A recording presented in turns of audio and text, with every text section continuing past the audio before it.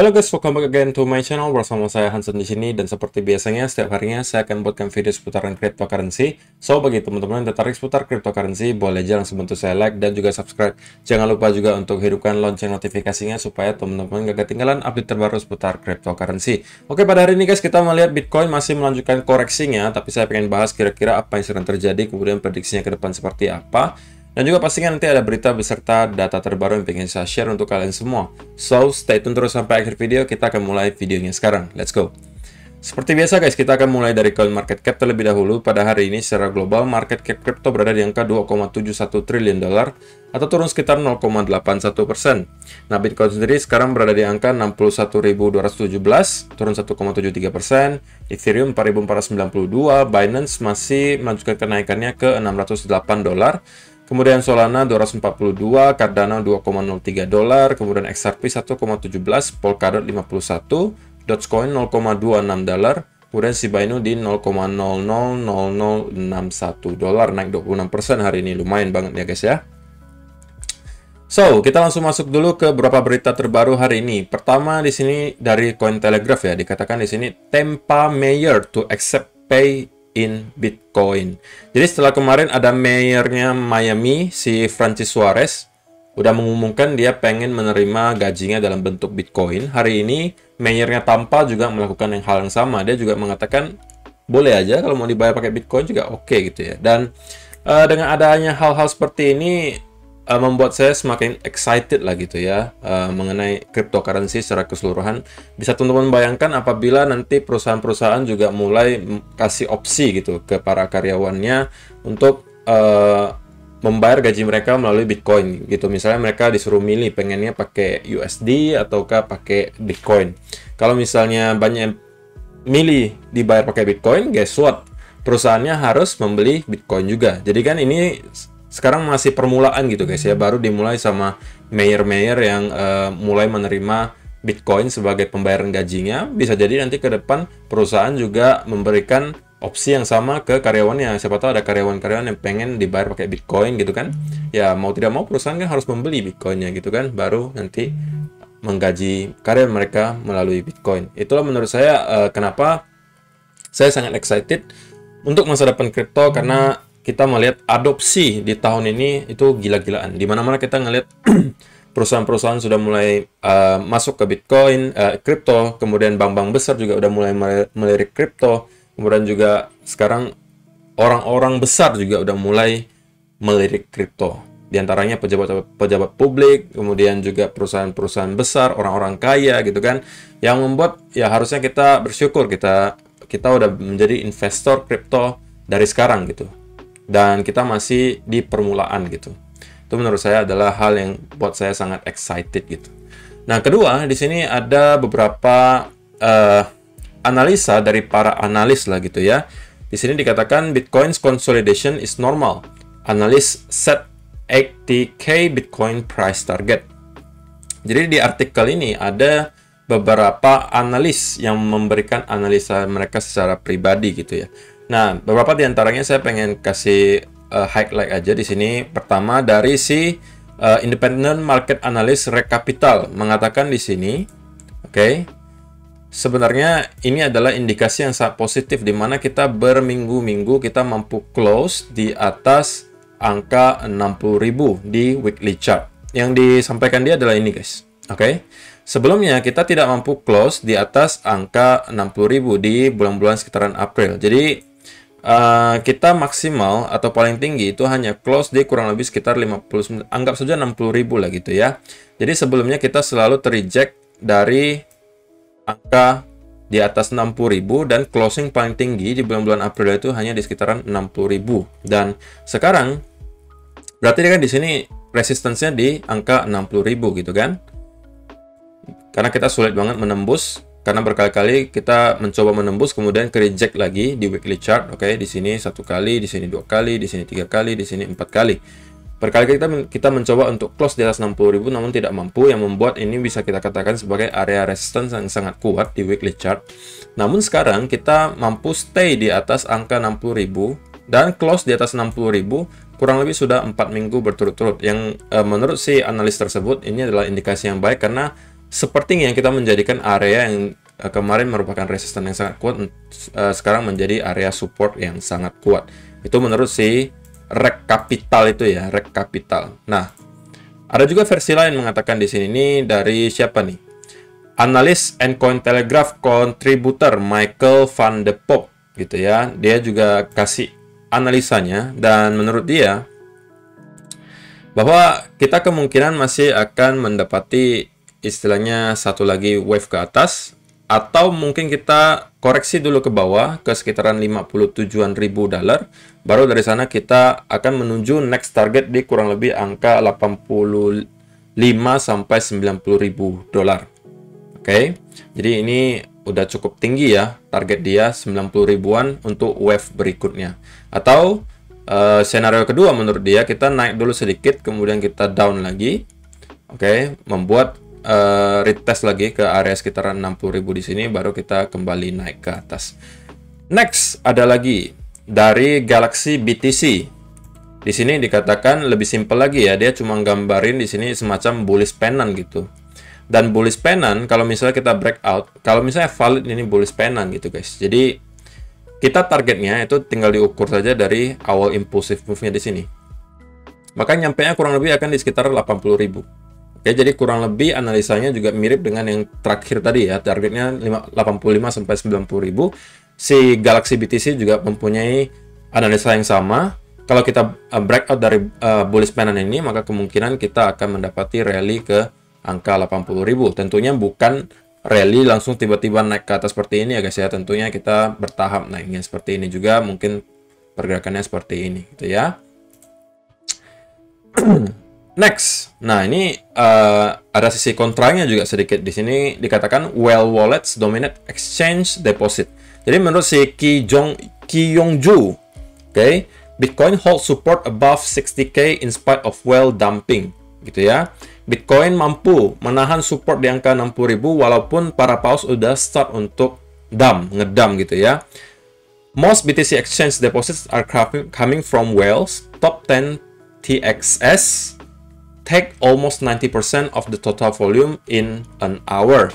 Jadi dalam beberapa jam terakhir, orang-orang yang mendepositkan Bitcoinnya ke exchange itu 90%-nya adalah para paus.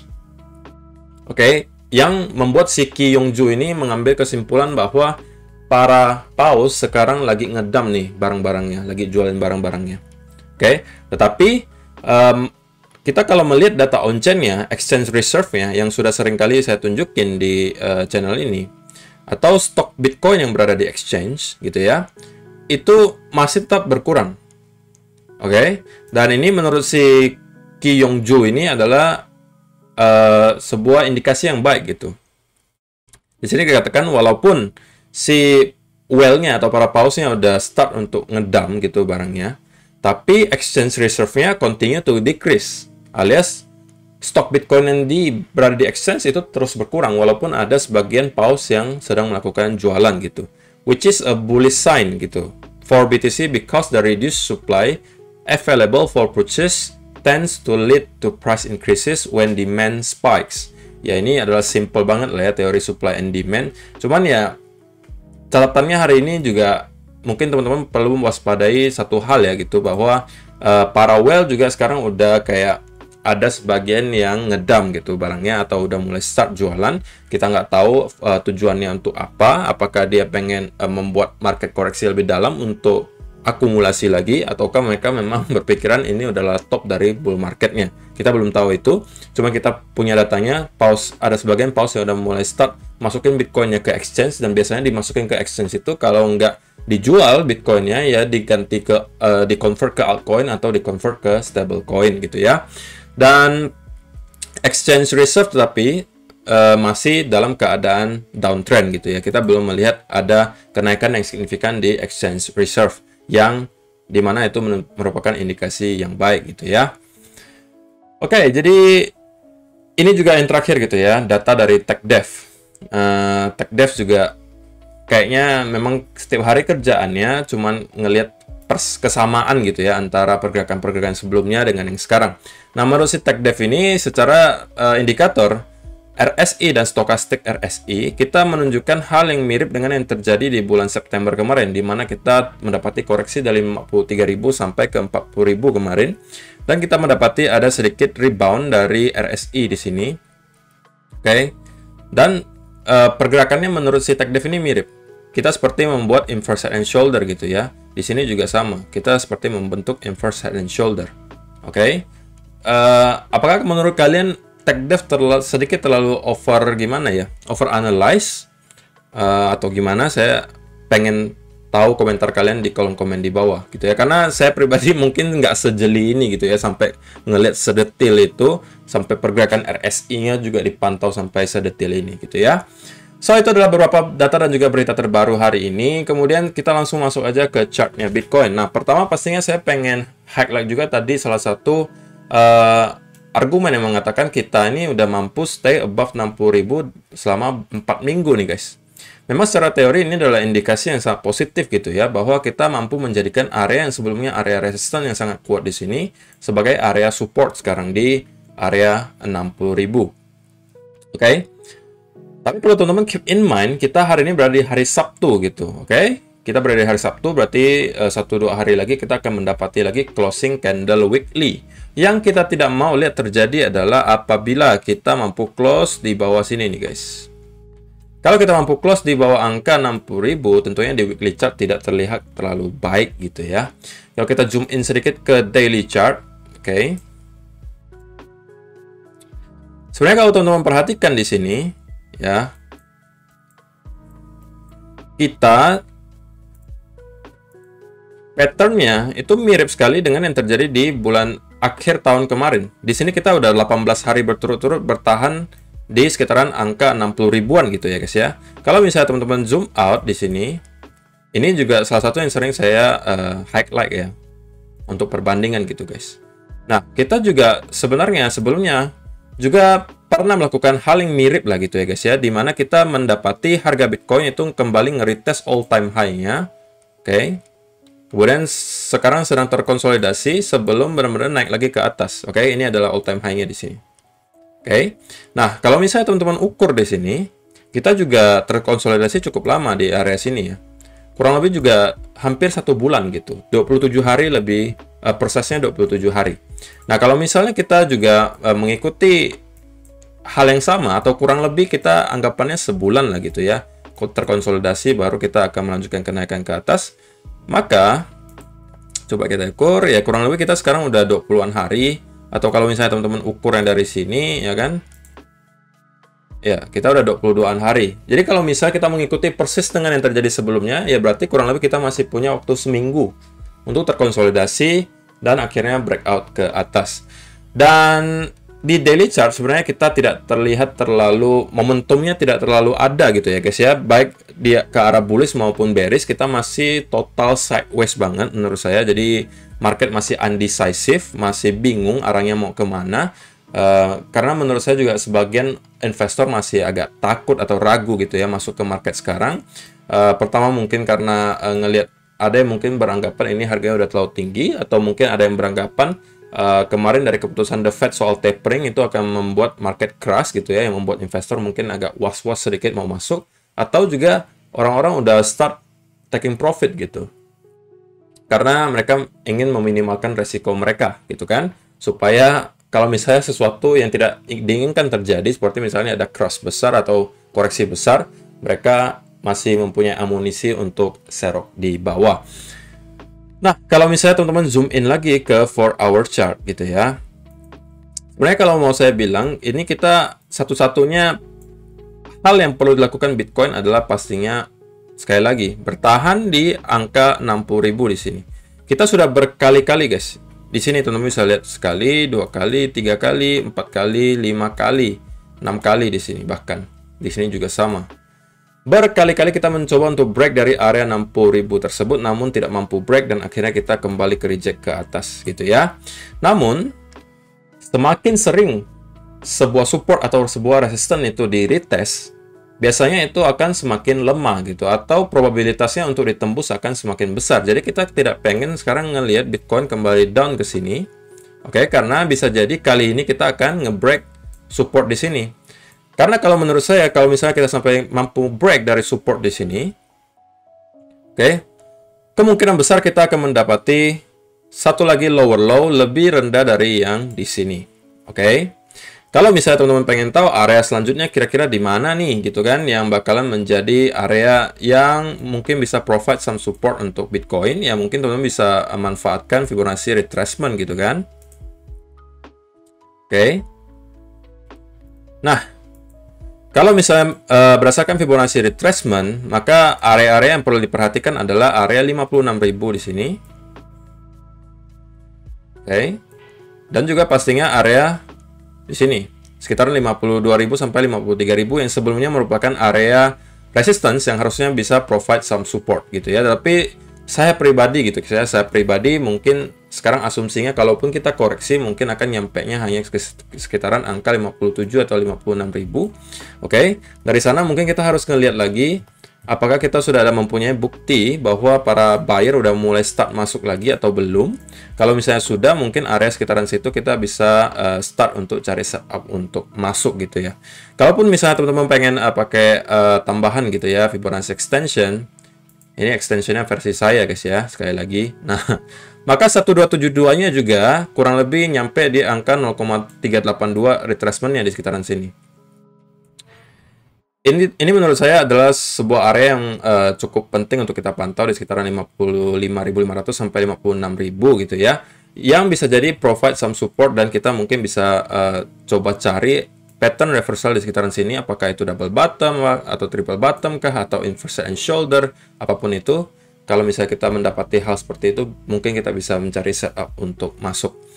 Dan sebenarnya secara pribadi saya ngelihat di 1 hour chart agak mengkhawatirkan ya guys ya. Saya pribadi mungkin karena gini, karena kalau misalnya teman-teman gambarkan seperti ini, bisa jadi sekarang kita membentuk semacam descending triangle gitu. Oke, descending triangle itu secara teori adalah pattern bearish. Tapi hanya jika kita mampu breakdown dari sini gitu ya. Kalau kita udah mampu breakdown, maka targetnya itu kurang lebih diukur dari sini guys. Oke. Nah, targetnya nyampenya di sekitaran 57.500. Itu kalau misalnya pattern ini valid gitu ya guys ya. Tetapi menurut saya catatan yang lebih pentingnya adalah kita harus mampu stay di atas angka 60.000. Ini menurut saya sangat penting gitu guys. Kalau sampai kita tidak mampu bertahan di sini, maka kemungkinan besar akan terjadi sedikit panic selling yang membuat harga mungkin akan terdorong sampai 56 bahkan 55. Baru dari sana kita mungkin akan melihat lagi market mulai konsolidasi dan mulai akan mempunyai momentum bullish lagi ke atas. Itu adalah skenario bearishnya guys ya. Kalau misalnya kita skenario bullishnya adalah menurut saya yang harus dilakukan oleh Bitcoin sekarang adalah mendapati sebuah impulsive move gitu. Atau kita melihat momentum bullish yang datang itu cukup deras, tiba-tiba datang seperti ini, impulsive move.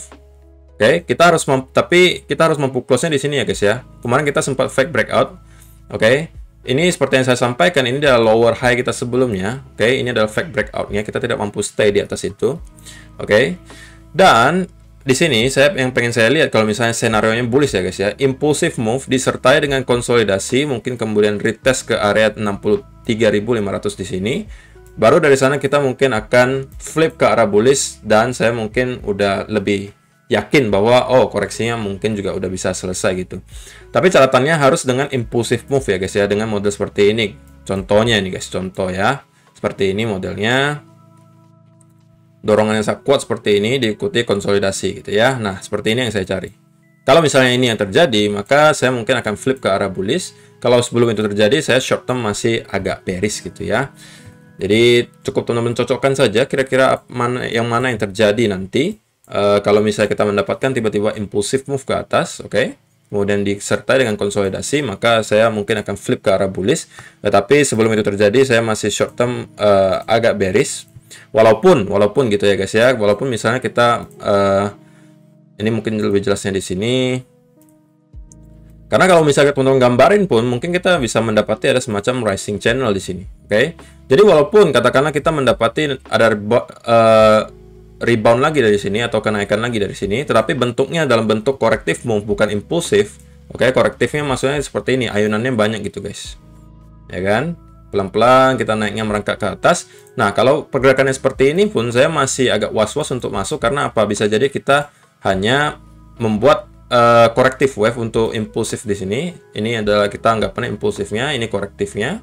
Korektif itu biasa bisa 2 wave atau 3 wave. Dari sana mungkin kita baru akan down lagi ke bawah gitu ya. Jadi tergantung juga dengan price actionnya gitu ya. Perlu teman-teman ingat analisa kita bisa jadi salah. Jadi teman-teman harus selalu antisipasi hal-hal terburuknya gitu ya. So itu aja sih untuk hari ini guys. Terima kasih yang sudah menonton sampai selesai. Semoga bermanfaat video hari ini dan kita akan bertemu lagi di video yang berikutnya. Bye bye.